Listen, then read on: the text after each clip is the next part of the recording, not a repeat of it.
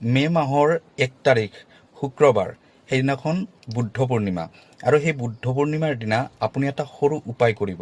সেই উপায়টো কৰিলে আপোনাৰ ঘৰলৈ ধন টকা পইচাৰ আগমন হ'ব।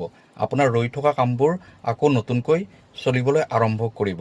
যিবোৰ আপোনাৰ ধৰক ক'ৰবাত টকা ফচি আছে, সেই টকাবোৰো আপুনি ঘূৰাই পোৱাত সহায় কৰিব। আপুনি কি কৰিব লাগিব, আপোনাৰ ঘৰৰ তুলসী গছজোপাৰ গুৰিত এগছি আপুনি ক্ষীৰ চাকি জ্বলাব আৰু তাত এটা এটকীয়া কইন্স বা যিকোনো কইন্স এটা আপুনি সেই তুলসীজোপাৰ গুৰিত আপুনি সেইটো পুতি দিব কইন্সটো। আৰু সেইটো কইন্স আপুনি পিছদিনাখন ৰাতিপুৱা তাৰ পৰা উলিয়াই আনিব।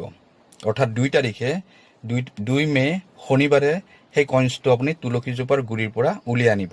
সেইটো উলিয়াই আনি আপুনি আপোনাৰ ঘৰৰ য'ত টকা পইচা জমা ৰাখে সেই আলমাৰিটোত আপুনি সেই এটকীয়া কইন্সটো বা যিকোনো কইন্সটো আপুনি জমা ৰাখি দিব আৰু সেইটো তাৰ পৰা